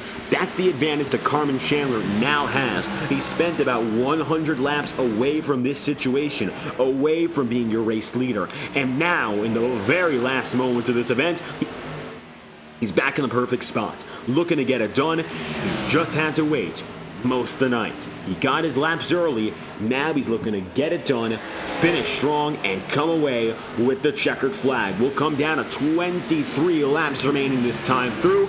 Next time by, we'll crank it up courtesy of our friends at TrackCams22.com. With iRacing's best cameras, you can't go wrong with track cams for gourmets. Visit their website at facebook.com/trackcams for additional information on iRacing's broadcast quality camera pack solution for any broadcaster, novice or experienced. Visit their website today at trackcams22.com as we crank it up now with 22 laps to go from Rockingham. Two drivers fighting for the win.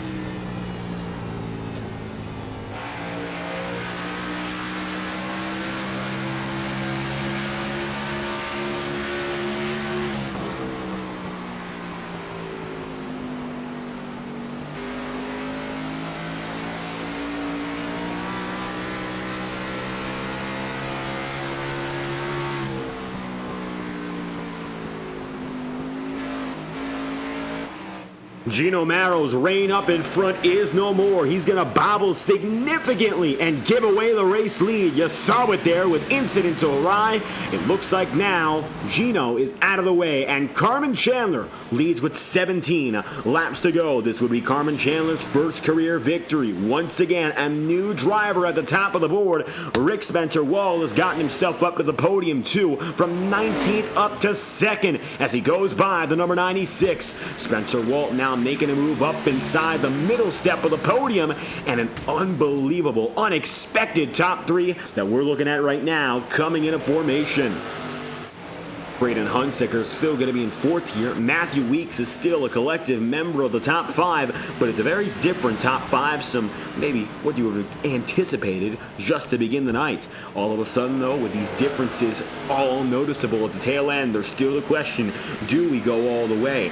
Do we see an incident coming in the final laps, or is this it? Does Carmen Chandler have the race in his bag, and can he hold on from here to the very end of the events?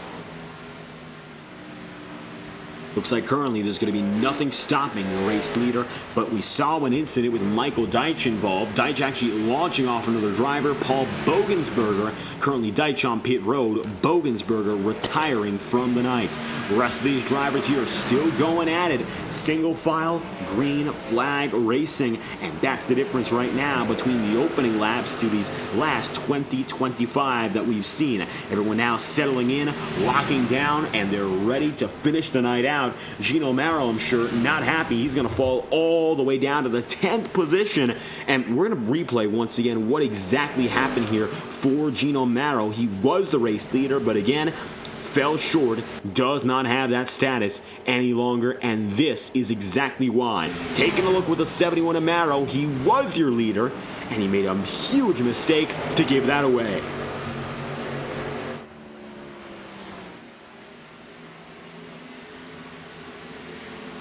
At a certain point, you can't defend the inside any longer. When Carmen Chandler got to the inside during her crank it up, they were nose to nose for a while. Then they became door to door. They came across the stripe together, and with that said, there's nothing more that can be done here. Lapper Michael Deitch getting in the mix, Gino Marrow getting sent up the track, Deitch right in the way, and he's been in this situation before. Michael Deitch contact with Gino Marrow, and to insult the injury, Deitch involved with the 0-0, and it's going to be Hunsaker and Marrow both caught up in it.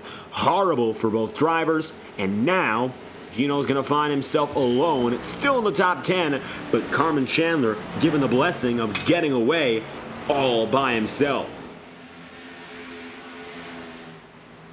And this time around, the rookie will come away with only 10 laps to go. He's 1.3 seconds up right now on Rick Spencer-Walt, and if we take a look at the last 4 seconds, you'll see the deficits have not been consistent. But Spencer-Walt, I don't think is gaining quick enough to get up to Carmen Chandler. Unless he has a little bit more in him for these last 10 laps, it will be a shock to see Spencer-Walt go out there and win this race, but it's not impossible. He would have to be perfect from here to do it. That time by, gap was only cut by 6/100ths of a second. Clearly though, especially through the corners, Rick Spencer-Walt is making gains. It might not be enough by himself, but if there is any involvement of a hindrance to that number 88, Carmen Chandler might just lose the top spot. 142 laps in will be crossed the line. This is his 143rd. The rookie in Chandler has so far led a total of 50 laps today. He'll come away with 58 laps led if he wins, and that would be the most of any driver still on the night. Aaron Schugel getting loose up and in front, but no involvement right now with Chandler. Schugel's night going from bad to worse. He led 10 laps and currently is the last man on the lead lap, occupying 13th. Just not the best night for this number 56 crew. And it all comes down to making a late race mistake. Previously strong, just couldn't hack in the late moments. Now it's 7 laps to go. The 56 is banging up against that wall consistently. Carmen Chandler is going to have to get by, quite frankly, what's a safety hazard. And it looks like he'll do so with ease. 6 laps remaining.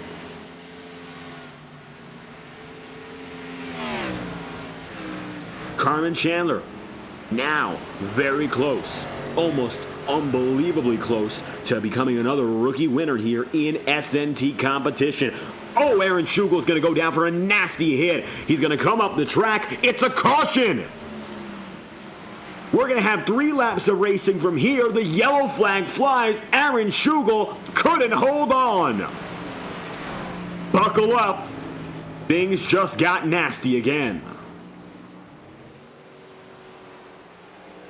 And we saw how hard it was for Schugel to keep things straight. We were wondering, could he hold on? The answer, unfortunately, in all of that becomes no. He hits the wall one too many times, dives down to the circuit's inside barrier, and comes up. Too much of a risk to leave him out there. Caution flies again.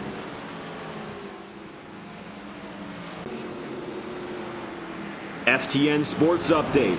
6-7 advantage St. Louis. They were previously, of course, 1 run behind after a 5+ run comeback. They've scored 2 runs at the bottom of the 6th now, and with 2 outs, they lead by 1 run. There's still 3 innings left to play, but once again, the Archers have the advantage over the Arizona Firebirds in what's become a very exciting game with 13 runs scored cumulatively. So if you're liking the coverage here on FTN, there's still more tonight after this race concludes. But currently, it's going to be Carmen Chandler coming down and in. There's also Jim Thurston and the rest of the field all at once. Chandler's going to be the first driver to get back out and on the way. And we'll see what happens now as the 88 comes forth. There's Gino Marrow. There's Thurston. And the 88 gets things rolling fast. It's going to be now the 96 chasing after. Carmen Chandler at the line, gonna get the exit, followed by Thurston, Matthew Weeks, Trey Holmes, Jackson Van Pelt, Braden Hunsinker, and notably the number 44. That's gonna be Brad Robinson.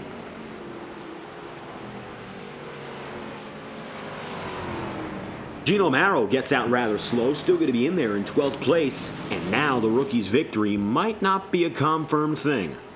Gonna have a chance, but it's not said and done.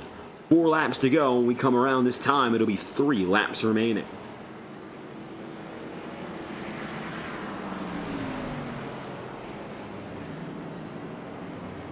We're in a position right now where it looks like there are too few laps for this to be a one and done, 1 lap thing. I think it's going to end up being a 2-lap overtime finish from what we're looking at. And that it will be. 2 laps remain. If we get to the white flag, the race is official. However, in this unique circumstance, if we don't get to the white flag, we still have 1 more caution in the bank. This is a green-white checker, but it is not an official overtime, which means we have a second attempt if things go wild.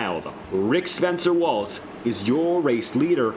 Carmen Chandler, the rookie who's been wonderful all night long, has a chance to seal the deal. But what looked to be a certainty, well, we can't predict anything now. The Rockingham Speedway, as unpredictable as ever. Time to go racing once again and finish the job in North Carolina. Spencer Walt gets the race lead for his second stint up front tonight. Carmen Chandler, ever dominant, gets a chance to go 3 wide as Jim Thurston heads down to the bottom. 3 wide for the race lead. Thurston takes the advantage. Chandler runs up high. Rookie versus veteran all over again. Side by side in contact. Brad Robinson's going to go around, which means yes, we're going to overtime for an official green-white checkered finish.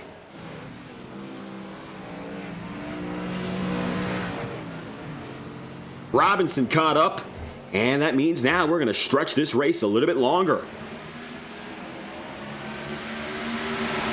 And Spencer Walt, you saw he got off with a horrible jump there, just getting very loose, wiggling it all about.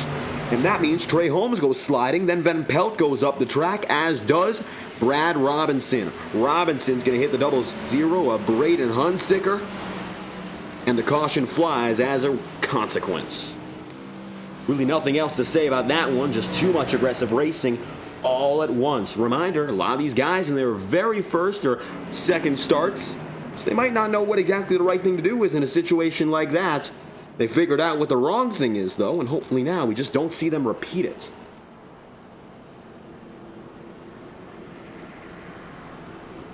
Cole Wilson goes in. Gino Marrow looks to be out on the track. And Gino gets back up to P10 with that ordeal. But Jim Thurston with a 3-wide move, heading down to the bottom of the track, almost out of the apron just to get things going, makes the perfect decision and gets the race lead.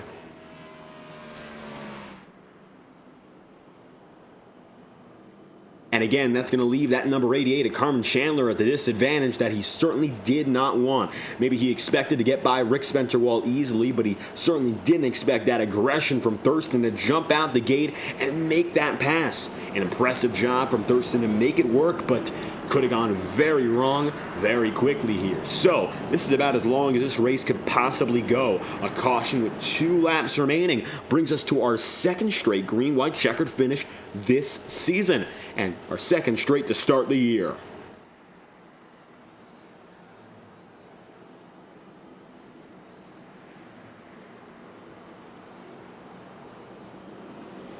One lap to green.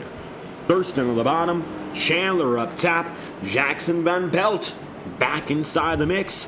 Interestingly, the drivers who started on your first row are currently your second row. Matthew Weeks, who started first, he is third. Jackson Van Pelt started second, he is fourth. FTN Sports Update. It's your final tonight on this broadcast, and if you want to tune in for the rest of it, you can check it out on our FTN Broadcasting YouTube page. 7-7, Arizona versus St. Louis. It's a tied ball game in the top of the 7th inning.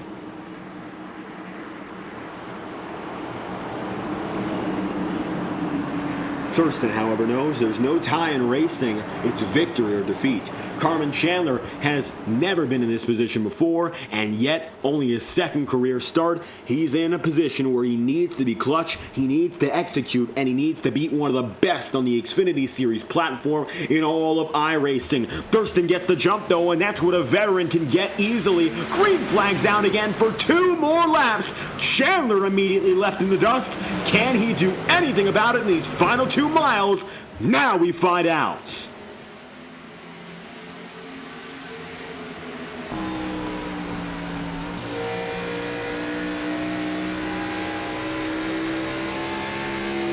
Thurston putting it back together. He's got the race lead at the white. 1 lap to go. The number 96 holding the advantage ever so slightly over Carmen Chandler and Matthew Weeks. If Chandler's going to try to go for the pass, he'll have to dive into Thunder Alley's exit and take turn 3 deep.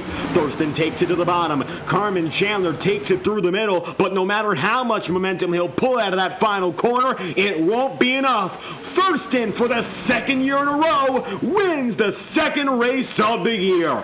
Jim collects the checkered flag and wins in Rockingham. The 96 back as good as ever.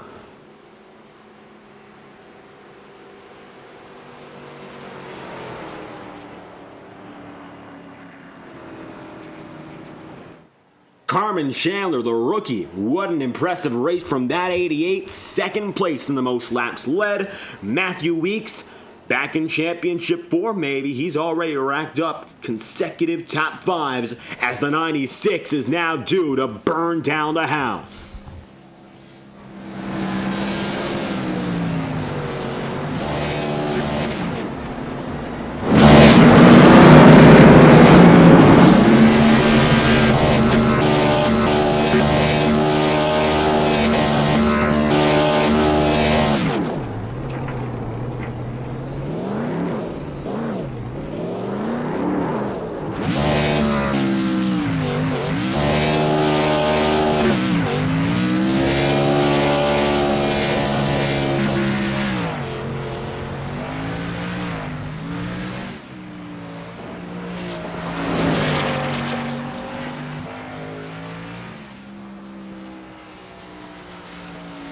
Thurston going to take it for a Polish victory lap around Rockingham. His first time getting a win at this track in any of his racing experience here, and what a win it was, an exciting one. And making that move on the penultimate restart was the difference between victory and defeat, and I'm sure he knows it. Results go as follows tonight. Thurston winning over Carmen Chandler in second.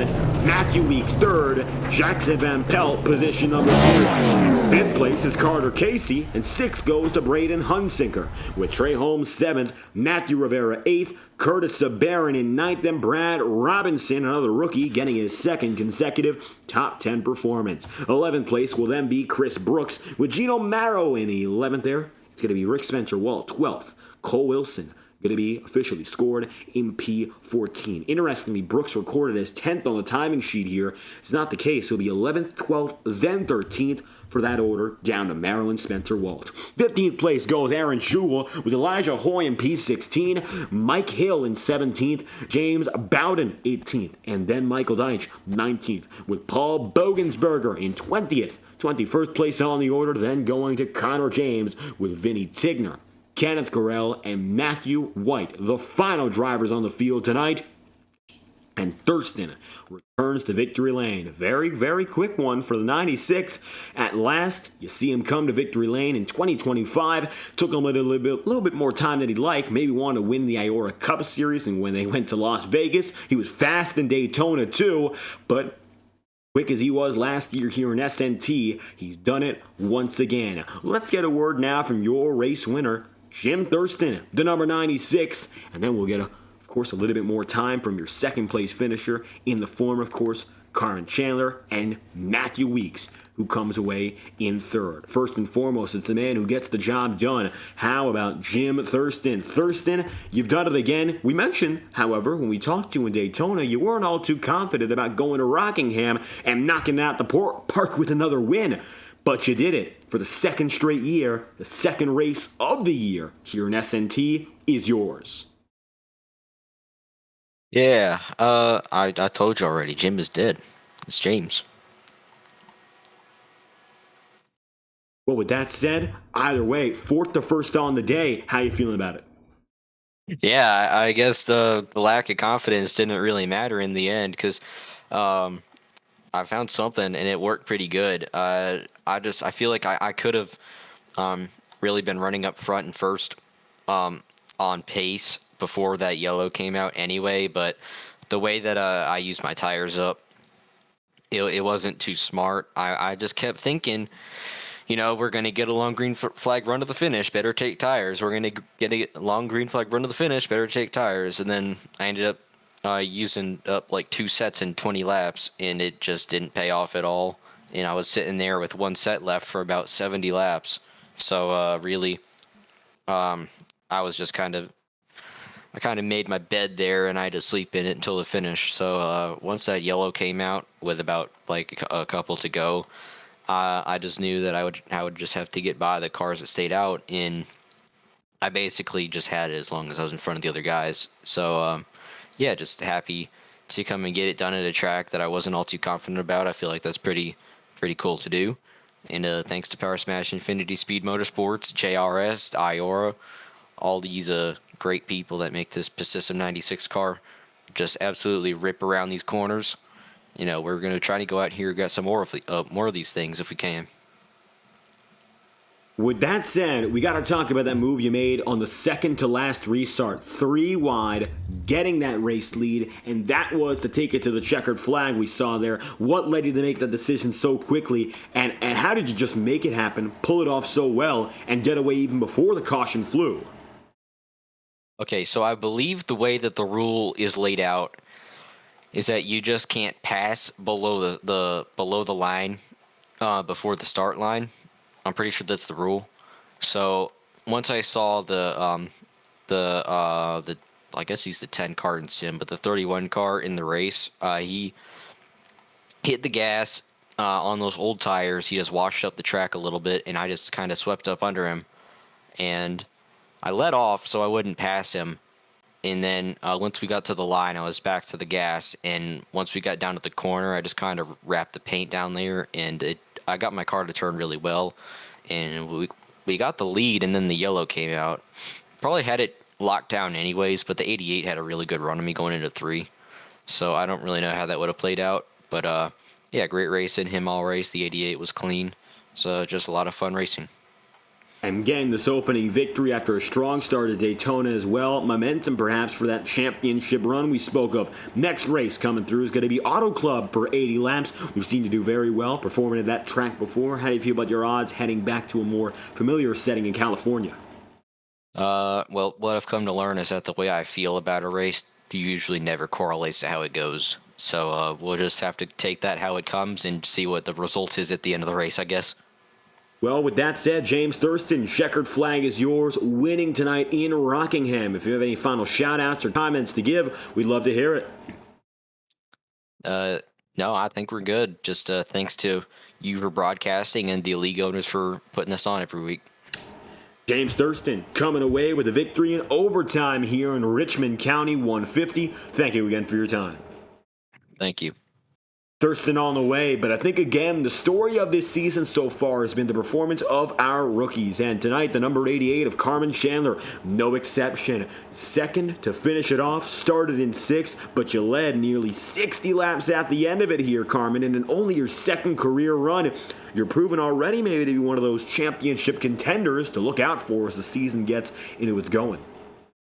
Yeah, I don't know about that one, but I didn't expect to have that much speed there. Really fast early on, faster late, and just needed that last run to stay green. And such a short last run, just 2 laps, and that seemed to be the difference between you and getting a chance for the victory. You talk about that, and we'll mention that first. How was it for you in those last brief stints? Because it looked like you had a long run car, but those short runs not to your benefit. Yeah, that we had that exact same restart early on with the 96 there, and I knew the second whoever got in front in turn 1 was probably going to run away with it, since that's how it went before. We both were really even throughout the whole race, really. So, yeah, just really needed the 10 car or the 31, whatever it was, to stay in the pits or come in the pit with us and have the control for the restart. But unfortunately that didn't happen. But yeah, we'll go into next week and look for one spot better. And many drivers tonight seem to have issues with control, keeping things together. However, in your case, Carmen, it looked like everything came, or rather, Cameron, everything came together very well. And just in, of course, terms of having the car to the track, a lot of drivers slipping and sliding all across. You didn't have that issue. Was there anything about the track particularly that spoke to you in that regard? Not too really, honestly. Just backed off early. We got in there a few times, got in there too deep. Got into the 4 car, and unfortunately that ended his day. So, apologize to him for that one, and did the same with the 71. So yeah, just a really slick track, really tight, difficult to control, but somehow we were able to control it better than most. And it looks like that control kept you all the way in front. An early start to your season that's been very strong, coming away out of the chaos in Daytona. Then, of course, the performance tonight, one of the best of any driver here. Now we move on to the Auto Club Speedway, Fontana, California. What's going to take to keep this momentum rolling as we head back to the big tracks? Definitely a lot more testing. Auto Club's not normally one of my better tracks, so we'll go in there and see if we can do better there.